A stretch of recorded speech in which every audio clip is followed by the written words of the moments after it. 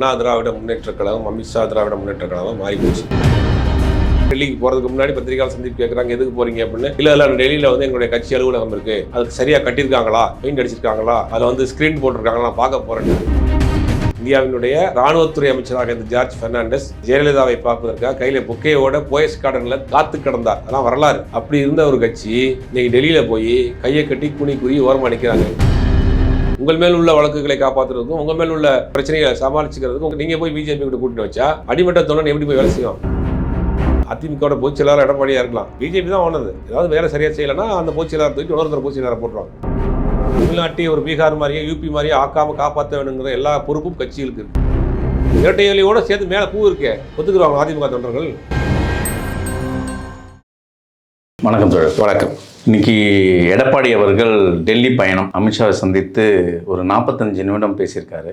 இதை ஒட்டி ஒரு பரவலாக ஒரு செய்தி, அதிமுகவோட பாஜகவும் கூட்டணி அப்படின்னு ஒரு வேலுமணியும் என்ன சொல்றாரு, இபிஎஸ் கணக்கு போட்டாருன்னா சரியாக தான் வரும் அப்படின்றாரு. எப்படி பார்க்குறது? இல்லை, எப்படி பார்க்குதுன்னா, இந்த அம்மையாருடைய மறைவுக்கு பிறகு அதிமுக முழுவதுமாக அண்ணா திராவிட முன்னேற்ற கழகம், அமித்ஷா திராவிட முன்னேற்ற கழகம் மாறி போச்சு. இப்போ இவங்க தனித்தனியாக பிரிஞ்சு இருக்கிற ஒரு நாடகத்தை போட்டாங்க, அப்புறம் சேர்ந்து இருக்கிற மாதிரி ஒரு நாடகத்தை போட்டாங்க. மக்கள் எதையுமே ரசிக்கலை. முதல்ல 2024 தேர்தலில் தனியாக நிற்கிறோம் அப்படின்னு தமிழ்நாட்டில் நடக்கக்கூடிய இந்தியாவில் நடக்கக்கூடிய நாடாளுமன்ற தேர்தல் தமிழ்நாட்டில் அதிமுக பாஜக தனித்தனியாக நின்று பார்த்தாங்க.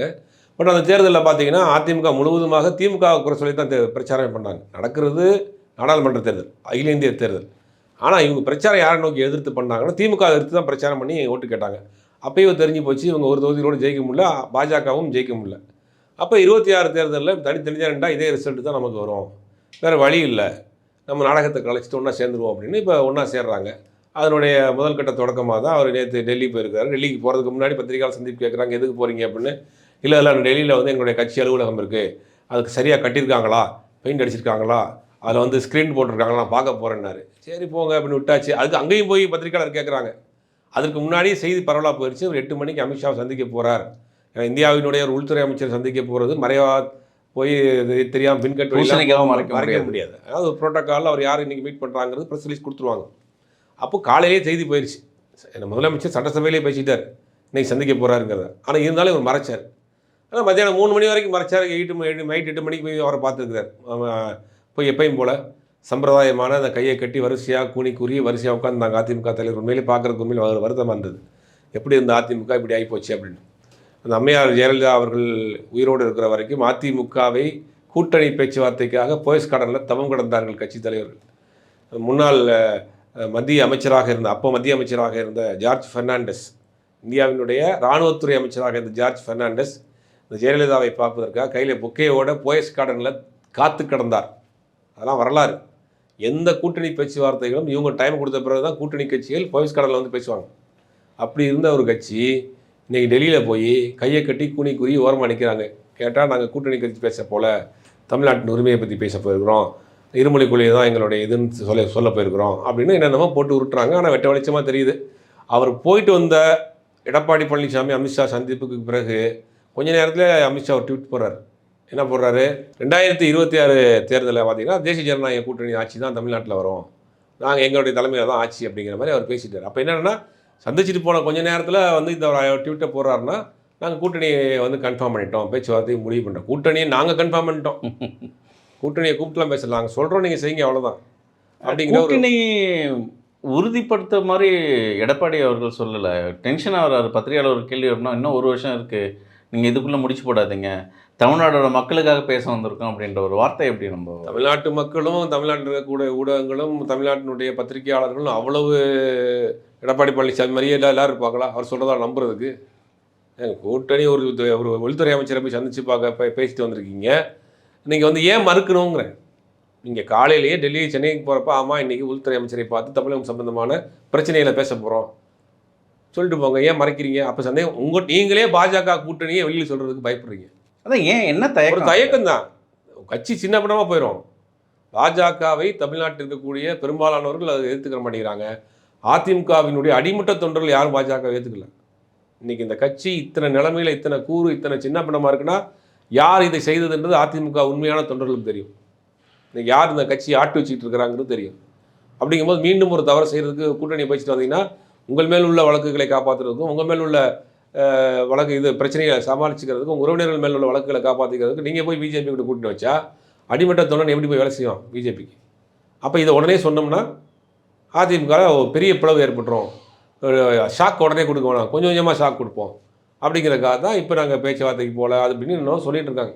ஆக உறுதியாகி விட்டது கூட்டணிங்கிறது தான் பெரும்பாலானோருடைய கருத்து, நம்மளுடைய கருத்து தான். அப்படி உறுதியாகி அவங்க 2 பேரும் தேர்தலை சந்திக்கிற பொழுது அதிமுக ஒரு பெரிய பிளவை சந்திக்கும். 2ஆம் கட்ட தலைவர்கள் மத்தியில் பல பேர் இன்றைக்கி வந்து OS மணியன் பேச ஆரம்பிச்சிட்டாரு, அன்வர் ராஜா பேச ஆரம்பிச்சிட்டாரு. இது வந்து கட்சியினுடைய மேல்மட்ட தலைவர்கள். அடுத்த கட்ட தலைவர்கள், மாவட்ட செயலாளர்கள், ஒன்றிய செயலாளர்கள், பகுதி செயலாளர்கள், கட்சி நிர்வாகிகள் எல்லாருமே இந்த ஒரு பெரிய அளவில் இதுக்கு ரியாக்ட் பண்ண ஆரம்பிச்சிருவாங்க. கட்சி இன்னொரு பிளவை சந்திக்கும் கண்டிப்பாக. இப்போ எடப்பாடியோட சந்திப்பு ஒரு கேள்விக்குறியாக இருக்குது. என்னென்னா அந்த நிகழ்வுக்கு முன்னாடி நாள் தான் அமித்ஷா ஒரு வார்த்தையை முன் வச்சார். தமிழ்நாட்டில் ஊழலுக்கான போர் களையெடுப்பு நடக்கும் விரைவில் அப்படின்னு ஒரு அறிக்கை. அந்த அறிக்கைக்கு அப்புறம் தான் அந்த ஒரு சந்திப்பு நடந்தது. இதை எப்படி பார்க்குறது? இல்லைப்பா, அது நம்ம சுற்றி வளைச்செல்லாம் பேச வேண்டாம். வந்து அதிமுக எடப்பாடி பழனிசாமி மேலே ஏகப்பட்ட வழக்குகள் இருக்குது. டெண்டர் வழக்கு பெண்டிங்கில் இருக்குது, சம்பந்தி வழக்குகள்லாம் பெண்டிங்கில் கையில் வச்சுருக்காங்க. சப்போஸ் நீங்கள் வேறு ஏதாவது ஒரு முடிவு எடுத்தீங்க, வேறு ஏதாவது ஒரு ஆப்ஷன் நீங்கள் யோசிக்கவே கூடாது. அப்படி யோசிச்சிங்கன்னா வேறு ஆல்ரெடி எங்கள்கிட்ட இருக்குது. ஆல்ரெடி செங்கோட்டை எங்கள் கூட தான் இருக்காரு, தங்கமணி வேலுமணி எங்களோட தான் இருக்காரு, டிடிவி தினகரன் எங்களோட தான் இருக்காரு, சசிகலா எங்களோட தான் இருக்கிறாங்க, எல்லோரும் எங்களோட தான் இருக்காங்க. நீங்கள் அப்படி ஏதாவது ஒரு சேட்டை பண்ணணும்னு நினச்சிங்கன்னா மொத்தமாக நீங்கள் நீங்கள் மட்டும் தான் வெளில போவீங்க. ஒட்டுமொத்தமாக கட்சி எங்கிட்ட தான் இருக்குது. நீங்கள் பொதுச் செயலாளர் இருக்கிறான், ஓனர் நான். அதிமுகவோட பொதுச் செயலாளர் எடப்பாடியாக இருக்கலாம். 2016 கட்சி ஏடிஎம்கே ஓனர் வந்து அமித்ஷா, பிஜேபி தான் ஓனர். இவங்க வந்து பொதுச் செயலாளராக தான் இருக்காரு. அவங்களால அப்பாயின்மெண்ட் தேவைப்பட்ட நாளைக்கு மாற்றிடுவாங்க. ஏதாவது வேலை சரியாக செய்யலைன்னா அந்த பொதுச் செயலாளர் தூக்கி இன்னொருத்தர் பொதுச் செயலாளர் போட்டுருவாங்க. அப்படி எல்லாமே முடிஞ்சிச்சு. 2016 தான் வந்தம்மா இறந்தாங்க இல்லையா, அந்த இறக்குறப்பே பெட்டியோடு சேர்த்து எட்டலையும் போட்டு முளைச்சிட்டாங்க. ரெட்டையிலேருந்து முளைச்சி ஒரு பூ முளைச்சிருக்கு, அவ்வளோதான். அந்த வாக்குகளை இந்த ஒரு வலுவான ஒரு அதிமுகங்கிற ஒரு கட்சி அது தன்னை கபலீகரம் பண்ணி தன் கையில் வச்சுருக்காங்க. அதை பயன்படுத்திக்கிறேன்னு நினைக்கிறாங்க. அந்த வாக்குகளை அறுவடை பண்ணணும்னு நினைக்கிறாங்க. அது 26 தேர்தலில் அவங்க முயற்சி பண்ணுறாங்க. இது வந்து உண்மையிலேயே ஒரு வருத்தத்திற்குரிய விஷயம். எவ்வளோ ஒரு கட்டுக்கோப்பான அந்த ஒரு கட்சி, ஒரு ஸ்ட்ராங்கான ஒரு கட்சி இன்றைக்கி வந்து இந்த மாதிரியான ஒரு சின்ன மண்டமாக்கி இன்றைக்கி இந்த நிலைமையில் கொண்டு வந்து உட்கார வச்சுருக்காங்க. அப்படிங்கும்போது உண்மையில் வருத்தப்படக்கூடிய ஒரு விஷயம் தான் அது. இன்னொரு இப்போது டிடிவியும் ஓபிஎஸோட நிலைமை எப்படி இருக்கும்? ஏன்னா எடப்பாடி பாஜகவோட இணையும் சூழலில் பிரதான எதிரியாக டிடிவியும் ஓபிஎஸும் பார்க்குறாரு. அவங்களுக்கான இணைப்பு சாத்தியமாக இருக்குமா அதிமுகவில்? பிரித்து வைத்ததே அவர்கள் தான். சேர்த்து வைக்கிறதுக்கு எவ்வளோ நேரம் இருக்குது? ஓபிஎஸ் வந்து எதுக்கு தர்மயுத்தம் பண்ணார்? யார் சொல்லி தர்மயுத்தம் பண்ணார்? குருமூர்த்தி சொல்லி தர்மயுத்தம் பண்ணார். அப்போ யார் அவங்களை ஆட்டி பிரித்து வச்சது? பிஜேபி சொல்லி பிரித்து வச்சது. சேர்க்குறதுல அவங்க எல்லாமே அவங்களுடைய கண்ட்ரோலில் தான் இருக்காங்க. எல்லாமே மேலே இருக்கவும் பார்த்துக்குருவோம் அப்படிங்கும் போது இதெல்லாம் வந்து அவர்களை பிரித்து வைத்தது ஒரு நாடகம், சேர்த்து வைப்பது அவங்களுடைய வேலை தான். இதெல்லாம் வந்து ஒரு பெரிய இஷ்யூவே கிடையாது. என்னுடைய 55வது வயசில் திகார் ஜெயிலில் என்னை தூக்கி போட்டிங்கன்னா 25 வருஷம் கழித்து வந்து நான் 75 வயசில் பிஜேபி எதிர்ப்பேன்னு சொன்ன டிடிவி தினகரன் இன்றைக்கி 3 மொழி கொள்கைக்கு ஆதரவாக பேசி நின்றுட்டுருக்காரு. இது இங்கே போய் நிற்கிறார் பாருங்க. அப்போ அதை பிரித்து வைத்தது அவர்கள் தான், சேர்த்து வைப்பதும் அவர்கள் தான், ஆட்டி வைப்பதும் அவர்கள் தான். ஆட மட்டும் தான் அவங்க செய்ய முடியும்.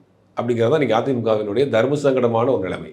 இப்போது அமித்ஷாவை சந்தித்து இபிஎஸ் ஒரு இந்த உரையாடல், அந்த பக்கம் ஒரு நிகழ்வு நடக்குது. இதே ஓபிஎஸ் வந்து கோவிலாக போயிட்டு இருக்காரு. இதை வந்து நம்ம எப்படி பார்க்குறதுன்னா, ஏற்கனவே அரசியலில் இருந்தவங்க கலைஞரும் சரி ஜெயலலிதாவும் சரி, கலைஞர் டெல்லி பயணம் போனான்னா ஜெயலலிதாவும் கோவிலுங்களுக்கு போயிட்டு இருப்பாங்க. இந்த ஒப்பீடை நம்ம எப்படி பார்க்கலாம்? இல்லை, ஓபிஎஸை பொறுத்த வரைக்கும் கடவுள் நம்பிக்கை உள்ளவர், கட்சி நல்லா ஒன்றா சேரணும், திருப்பி நம்ம துணை முதலமைச்சர் ஆகணும் அப்படின்னு ஒரு ஆசைப்பட்டார், போயிருப்பார். ஆசை நடக்குமா? நடக்குமாங்க. தமிழ்நாட்டு மக்கள் இவ்வளோ கூத்துகளை தமிழ்நாட்டு மக்கள் பார்த்துக்கிட்டு தானே இருக்கிறாங்க. இன்றைக்கி நீங்கள் எவ்வளோ தமிழ்நாட்டுக்கு இன்றைக்கி பாஜக நிதி தர மாட்டேங்கிறீங்க, 3 மொழி கொள்கையை திணிக்க வைக்கிறீங்க, NEP ஜாயின் பண்ண சொல்கிறீங்க, டிஎம்எல்டி தொகுதி மறுசீரமைப்பு கொண்டு வர்றீங்க. இத்தனை பிரச்சனைக்கு நடுவில் நீங்கள் பாஜகவோட கூட்டி வச்சா தமிழ்நாடு மக்கள் எப்படி எடுத்துக்குவாங்க? பார்த்துக்கிட்டு தான் இருக்காங்க எல்லா விஷயத்தையும். அப்படிங்கும் போது இவர்களுடைய திட்டம் தமிழ்நாட்டில் ஈடுபடாது. அதற்கு என்ன பண்ண போகிறாங்க அப்படின்னா, சரி ரைட்டு, இவ்வளோ எதிர்ப்புக்கு பிறகு அதிமுக பாஜக கூட்டணி சேர்ந்துருச்சு, ஒரு பெரிய கூட்டத்தோட தேர்தலை சந்திக்க போகிறாங்க அப்படின்னா எதிரணி பலமாக இருக்குது. அதை காலி பண்ணக்கூடிய வேலைகள், அதை சிதைக்கக்கூடிய வேலைகளை, வழக்குகளை துரிதப்படுத்தி திமுக குடைச்சல் கொடுக்க ஆரம்பிப்பாங்க. வரக்கூடிய காலத்தில் ஒரு ஒரு கண்டிப்பாக ஒரு பெரிய அளவில் பிரச்சனையை கையெடுப்பாங்க. திமுக ஊழல் கட்சிங்கிற ஒரு பிராண்டை கொண்டு வர்றதுக்காக முயற்சி பண்ணுவாங்க. இன்றைக்கி செந்தில் பாலாஜி வழக்கில் விசாரித்த ஜட்ஜஸ் இன்றைக்கி வந்து அந்த வழக்கில் ரிலீஸ் ஆகிருக்கு, விலகியிருக்காங்க. அப்படிங்கும்போது வழக்குகளை செந்தில் பாலாஜி வழக்குகளை துரிதப்படுத்துவாங்க, திமுக அமைச்சர்கள் மீது வழக்குகளை துரிதப்படுத்துவாங்க, திமுக வந்து ஒரு ஊழல் கட்சிங்கிறத திருப்பி பிராண்ட் பண்ணுவாங்க. அந்த வேலைகள்லாம் செய்வாங்க. அப்போ வெறும் தேர்தலை மட்டும் சந்திச்சவங்க வாக்கு கேட்டு ஜெயிக்க மாட்டாங்க. எதிராளியினுடைய பலத்தையும் பலகீனப்படுத்துவாங்க. அவர்களையும் வந்து அதை வந்து காயப்படுத்துவாங்க, அவர்களையும் டேமேஜ் பண்ணக்கூடிய வேலை செய்வாங்க. அந்த வேலையும் நீ அடுத்து செய்ய ஆரம்பிப்பாங்க. பத்திரிகையாளர்கள் ஓபிஎஸ் கிட்ட எடப்பாடியும் அமித்ஷாவும் சந்திப்பு எப்படி பார்க்குறீங்க அப்படின்ற ஒரு கேள்வி முன்வைக்கும்போது ஒரே வார்த்தையில் எல்லாம் நன்மைக்கே அப்படின்றாரு. அதை யாரோட நன்மையாக நம்ம எடுத்துக்க முடியும்? அவரோட நன்மை தான். இது வரைக்கும் எடப்பாடி பழனிசாமி தள்ளி வச்சிருக்காரு அன்னதண்ணி புழங்காமல். இவன் மேலே ஓனர் சொல்கிறப்ப எடப்பாடி சேர்த்து தான் ஆகணும், எனக்கு நன்மைக்கு அப்படின்ட்டு இருப்பாரு. எனக்கு நன்மைக்கு சேர்ந்துட்டாங்கன்னா எனக்கு ஏதாவது கொடுப்பாங்க அப்படிங்கிறத தான் அவர் பார்க்குறப்ப சொல்கிறாரு. வேற நன்மைக்கு. இன்னொரு சூழல் அரசியல் விமர்சன மத்தியில் எடப்பாடி அவர்கள் திமுகவோட அலைன்ஸை பிரிக்கிறதுக்காக பல வழியில் முயற்சிக்கிறாரு. குறிப்பாக இப்போ சில ஒரு நழுவல், அதாவது விசிகாவுக்கும் சரி சிபிஎம்க்கும் சரி திமுக முரண்பாடு இருக்குது, எளிதாக இவங்களை பிரித்து எடுத்துகிட்டு வந்துடலாம் அப்படின்ற ஒரு கணக்கு போட்டிருக்காரு. அதை தான் வேலுமணி அவர்கள் சுட்டி காட்டினார். எடப்பாடியோட கணக்கு சரியாக வரும்னு சொல்லியிருக்காரு. இதை நம்ம எடுத்துக்க முடியுமா?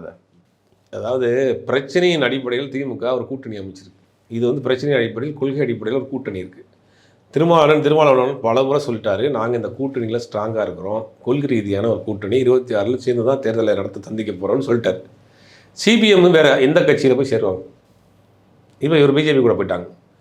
தனியாக எப்படி எதுக்கு வெளியேற போகிறாங்க? அப்போ தமிழ்நாட்டில் பலமான ஒரு எதிர்க்க கட்சிகள், கூட்டணி கட்சிகள் ஒன்றிணைந்தால் தான் பாஜகவை வீழ்த்த முடியும், மதவாத சக்தியில் தமிழ்நாட்டுக்குள் கால் ஊன்றாமல் இருக்க முடியும், தமிழ்நாட்டை ஒரு பீகார் மாதிரியே யூபி மாதிரியே ஆக்காமல் காப்பாற்ற வேணுங்கிற எல்லா பொறுப்பும் கட்சிகளுக்கு இருக்குது. அப்படிங்கும்போது அதை நோக்கி தான் போயிட்டு இருக்காங்க. திமுகவுடன் பிரச்சனை வெளியே தெரியுது இல்லையா? வேல்முருகனும் சரி சட்டசபையில் ஒரு கூட்டணியில் இருப்பது, விசிகாவில் பயணிக்கிற கோபி நாயனார் அவரும் ஒரு பிரச்சனையில் இருக்கார். இப்போ ஒரு வார்த்தை அதுவும் பார்க்கணும். சிபிஎம்மும் திமுகவுக்கு எதிரான கருத்தை தான் பேசுகிறாங்க. இதெல்லாம் உண்மையாக தானே தோணுது? கூட்டணியில் இருப்பதற்காக எல்லாவற்றையும் ஏற்றுக்கொண்டிருக்க வேண்டிய அவசியம் இல்லை. எல்லா கட்சிக்கும் தனியாக ஒரு கொள்கை இருக்குது, கோட்பாடு இருக்குது. அப்படிங்கும்போது கூட்டணியில் இருந்தாலும் எல்லாத்தையும் ஒத்துக்கிட்டு இருப்பாங்களா? விமர்சனம் பண்ணக்கூடிய விமர்சனம். சாம்சங் போராட்டம் நடந்துச்சு. சாம்சங் போராட்டத்தை நடத்ததே கம்யூனிஸ்ட் தானே. கம்யூனிஸ்ட் தான் முன்னெடுத்து நடத்துனாங்க. அதுக்காக கூட்டணி வெளியே போயிடுவாங்களா? கூட்டணிங்கிறது வேற, பிரச்சனை அடிப்படையில் ஒரு அரசை சுட்டி காட்டுங்கிறது வேறு. ரெண்டையும் மட்டும் குழப்பிக்கூடாது. அரசை விமர்சனம் பண்ணால் உடனே கூட்டணி வெளியே வருவாங்கன்னு அர்த்தம் கிடையாது. ஒரு ஸ்கூலில் வாத்தியார் இருக்கிறாரு, பையனை கண்டிக்கிறாரு, அதுக்காக அந்த பையன் டீச் வாங்கி போகிறோன்னா அப்போ ஒரு கூட்டணிக்குள்ளே இருக்கிறாங்க. ஒரு அரசாங்கம் அங்கே எங்கேயாவது மிஸ் ஆகுதுன்னா கூட்டணி கட்சி, தோழமை கட்சியினுடைய வேலை என்ன? ஒரு நண்பன் தவறாக செய்கிற போல சுட்டி காட்ட வேண்டிய கடமை கூட்டணி கட்சிகளுக்கு இருக்குது. அதை இந்த கட்சிகள் சரியாக செய்யுது. அதை வந்து தோழமையோட திமுக ஏற்றுக்கிறது. அதை வந்து நீங்கள் உடனே வந்து விமர்சனமாக எடுத்துக்கிட்டு கூட்டணி வெளியே வருவாங்க.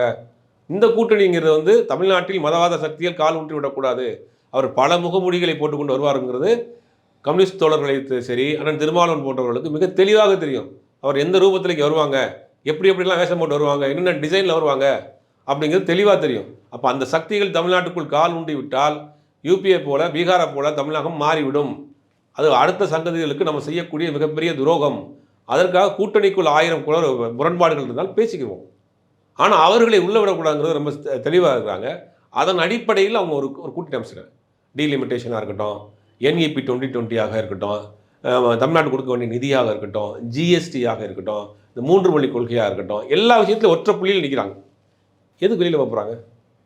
வெளியில் போனால் அந்த அணி பலகீனமாகி விடுங்கிற அறிவு கூட அவங்களுக்கு இருக்காதா? மூத்த அரசியல்வாதிகளுக்கு சொல்கிறவங்களுக்கு தான் அந்த புரிதல் எல்லாம் பேசிகிட்டு இருக்காங்க. அப்போ இது வந்து ஸ்ட்ராங்கான கூட்டணி, வலுவான கூட்டணி, கொள்கை ரீதியான கூட்டணி, பிரச்சனையின் அடிப்படையில் கூட்டணி. 2026 இதே கூட்டணி தொடரும். மிகப்பெரிய ஒரு வெற்றி திமுக பெறும். அம்மையார் மறைவோடு சேர்த்து அதிமுக இரட்டலையும் புதைச்சிட்டாங்க அப்படின்னு குறிப்பிட்டீங்க. கிட்டத்தட்ட 50 ஆண்டுகால அரசியல் அதிமுக அரசியல். இப்போது பாஜகவும் அதிமுகவும் கூட்டணி சேர்ந்தால் அதிமுக நிலைமை நம்ம எப்படி பார்க்குறது? இந்த 2026 தேர்தல் எப்படி அவங்களுக்கு சாத்தியமாக? Delicate question. வேற என்ன சொல்றது? உண்மையிலே வருத்தத்திற்குரிய விஷயம், கவலைப்படக்கூடிய விஷயம். இப்படி கபலீகரம் செய்து கலவரம் செய்து அந்த கட்சியை எனக்கு விழிதோண்டி போச்சிருக்காங்க போது உண்மையிலேயே வருத்தப்படக்கூடிய விஷயம், வேதனைப்படக்கூடிய விஷயம். சூறையாடி இருக்கிறாங்கன்னு சொல்லணும். அந்த கட்சியை சூறையாடி இருக்கிறார்கள். அவர்கள் சுயமாக செயல்பட முடியாத அளவுக்கு அவர்கள் முடக்கி இருக்கிறாங்க அப்படின்னு தான் பார்க்குறது வருத்தத்துக்குரிய விஷயம். தேர்தலில் அவர்கள் மிகப்பெரிய தோல்வி சந்திப்பாங்க. கண்டிப்பாக தமிழ்நாட்டில் பாஜகவோடு சேர்ந்த அத்தனை பேரும் அந்த மன்னகவிய வரலாறு தான் இருக்குது. தமிழ்நாட்டில் மட்டும் கிடையாது, அகில இந்திய அளவில் ஒரு லிஸ்ட் எடுத்துங்க. மெஹபூபா முக்தி காஷ்மீர்லேருந்து கன்னியாகுமரி வரைக்கும் அவர்களோடு கூட்டணி வைத்தவர்கள் மண்ணோடு மண்ணை தான் போயிருக்கிறாங்க. அவங்களுடைய முகவரியை இழந்து தான் நிற்கிறாங்க. மெஹபூபா முக்தி அங்கே காஷ்மீரில் ஒரு முக்கிய எதிர்கட்சியாக இருந்தாங்க, பாஜகவோட கூட்டணி வச்சாங்க. நீங்கள் அந்த கட்சி இருக்கிற இடம் தெரியல. இரட்டை இலைக்குன்னு பல லட்சம் தொண்டர்கள் இருக்காங்க தோழர். இருக்காங்க, பல லட்சம் தொண்டர்கள் இருக்காங்க. எல்லா தொண்டர்களும் இரட்டை இலையோட சேர்த்து மேலே பூ இருக்கே, ஒத்துக்குருவாங்களா அதிமுக தொண்டர்கள்? உண்மையான அம்மாவின் விசுவாசிகள் இதை ஒத்துக்குருவாங்களா? இந்த கட்சி இன்னைக்கு இந்த நிலைமைக்கு போனதுக்கு யார் காரணம்? அந்த அம்மா என்ன சொன்னாங்க? நான் உயிரோடு இருக்கிற வரைக்கும் பாஜக உள்ளோட மாட்டேன்னாங்க. இன்னைக்கு அதிமுக உண்மையான தொண்டர்கள் ஏற்றுக்குருவாங்களா? தமிழ்நாட்டில் நடக்கக்கூடிய அத்தனை அக்கிரமங்களையும் அத்தனை தீமைகளையும் பாஜக தொண்டர்கள் அதிமுக தொண்டர்கள் ஏற்றுக்குருவாங்களா? அதை கண்டிப்பாக அதிமுக தொண்டர்களும் திராவிடர்கள், தமிழர்கள், அண்ணாவின் வழியில் வந்தவர்கள், பெரியாரை ஏற்றுக்கொண்டவர்கள், எம்ஜிஆரை ஏற்றுக்கொண்டவர்கள், ஜெயலலிதாவை ஏற்றுக்கொண்டவர்கள் தான் அதிமுக இருக்காங்க. அந்த கொள்கையை விட்டு அவங்க வெளியே போயிடுவாங்களா? உங்களுக்கு திமுக எதிர்க்கணுங்கிற ஒரு நோக்கம் இருக்கும். அதற்காக கொள்கையை சிதைச்சிட்டு போய் எதிர்ப்பாங்களா? தமிழ்நாட்டில் அடுத்த தலைமுறைக்குடைய கல்விக்கு மிகப்பெரிய வேட்டா இருக்குது. அதிமுக தொண்டர்கள் திமுகவுக்கு பங்காளி சண்டை இருந்தாலும் கூட இன்றைக்கி நம்மளோட வீட்டுக்கே ஆபத்தாக இருக்கே. அதை உணர்ந்து என்ன செய்வாங்கன்னா, ஒன்று தீவிரமான திமுக எதிர்ப்பாளர்கள் கொஞ்சம் விலகி போயிடுவாங்க. எனக்கு அந்த இருந்து கொஞ்சம் யோசிக்கக்கூடியவர்கள் திமுக தரப்புக்கு ஆதரவு தருவாங்க. கண்டிப்பாக அதிமுக தொண்டர்களை இந்த கூட்டணியை முறியடிப்பார்கள். அதிமுகன்னு 2 மாய வார்த்தைகள் இருக்குது. என் ரத்தத்தின் ரத்தங்கள், என் உயிரினும் மேலான. இதை தாண்டி அந்த தொண்டர்கள் வெளியே போயிடுவாங்கன்னு நினைக்கிறீங்களா? ரத்தத்தின் ரத்தமான உடன்பிறப்புகளே, இது உடன்பிறப்புகளே ரெண்டுக்குமே பார்த்தீங்கன்னா ஒரே மீனிங் தான் இருக்குது. ரெண்டுக்குமே உடன்பிறப்புங்கிறதுக்கும் ரத்தத்தின் ரத்தமானங்கிறதுக்கும் ரெண்டுக்கும் ஒரே மீனிங் தான். ஒரே கட்சியாக இருந்தது தானே. திமுகவுக்கு வேலை செஞ்சவங்க தான் பிரிஞ்சு போய் அதிமுக ஆரம்பித்தாங்க. அப்படிங்கும் போது அந்த அடிப்படை கொள்கையை விட்டே அதிமுக இன்றைக்கி தடம் பெறலுது. இப்போ கூட்டணிகள் பிரச்சனை இல்லை. இன்றைக்கி அதிமுக கொள்கை வேறு, பாஜக கொள்கை வேறு. அந்த கூட்டணியோடு இவங்க போகிறப்ப அந்த கொள்கை ரீதியாகவே தடம் மாறுறாங்க இல்லையா? அதை எப்படி உண்மையான அதிமுக தொண்டர்கள் ஏற்றுக்குருவாங்க? அம்மாவின் விசுவாசிகள் எப்படி ஏற்றுக்குருவாங்க? எம்ஜிஆர் தொண்டர்கள் எப்படி ஏற்றுக்குருவாங்க? அப்போ கொள்கையே இன்றைக்கி கேள்வி. தொண்டர்களோட மனநிலை எல்லாம் அதிமுகவும் ஒன்றிணைணும். ஓபிஎஸ் கட்சியும் சரி ஒன்று தனியாக நில்லுங்க. ஆனால் அது பாஜக வழி வந்தால் அதை ஏற்றுக்க தானே செய்யணும். பாஜக எதுக்கு கொண்டு வருதுன்னு தெரியும் இல்லையா உங்களுக்கு? கூட்டணியோடு ஆட்சி அமைக்க போகிறாங்க, கூட்டணியோட தேர்தல் சந்திக்க போகிறாங்க. அப்படிங்கும்போது கபலீகரம் பண்ண வேலையா, கூட்டணி இணைக்கிற வேலையாது? தனி எப்பயுமே அதிமுக தலைமையில் தான் தமிழ்நாட்டில் கூட்டணி. அதிமுக ஒன்றிணைஞ்சாலும் பாஜகவோட ஒன்றிணைப்பதே அவங்க தான். அதிமுக தனியாக ஒரு கூட்டணி அமைத்து தேர்தலை சந்திக்கிறீங்க. நாங்கள் தான் முதலமைச்சர், எடப்பாடி தான் முதலமைச்சர், எங்களுடைய கூட்டணிக்கு இந்த கட்சிக்கு ஒரு சீட், இந்த கட்சிக்கு சில சீட்டுன்னு எங்கள் தலைமையில் ஒரு கூட்டணி உங்களால் சொல்ல முடியலையே. தேசிய ஜனநாயக கூட்டணியின் தலைமையில் அதிமுக தமிழ்நாட்டில் 2024 ஆட்சி அமைக்க நீங்கள் பதில் பேச முடியல. நாங்கள் இங்கே வலுவான கட்சி இருக்கோம், எங்கள் தலைமையில் தான் ஆட்சி சொல்ல முடியல உங்களால். என் அமித்ஷா ட்வீட் போடுறாரு, 2026 தேசிய ஜனநாயக கூட்டணியின் தலைமையிலான கூட்டணி ஆட்சி அப்படின்னு ஒரு ட்வீட்டை போடுறாரு. இப்போ அண்ணாமலைக்கு துணை பதவி இல்லை, அது ரெண்டாவது விட்டுருங்க, வர்றாங்க, அதை விட்டா விஷயம். இதை எதிர்த்து உங்களால் கேட்க முடியலையே. நாங்கள் வலுவான கட்சியா, 50 வருஷமாக இருக்குங்கய்யா, நாங்கள் தான், எங்கள் தலைமையில் தான் கூட்டணி, திமுக சொல்லுதா இல்லையா? உங்களுக்கே சொல்ல முடியல. அப்போ முற்றிலுமாக அதிமுக தொண்டர்கள் இந்த சதியை புரிந்து கொண்டு அவர்களே இந்த கூட்டணியை முறியடிப்பார்கள். பார்ப்போம். அதிமுகவுடைய சார்ந்த பல கேள்விகளுக்கு பொறுமையாக பதில் சொன்னீங்க. உங்கள் நேரத்தும் கருத்துக்கும் மிக்க நன்றி.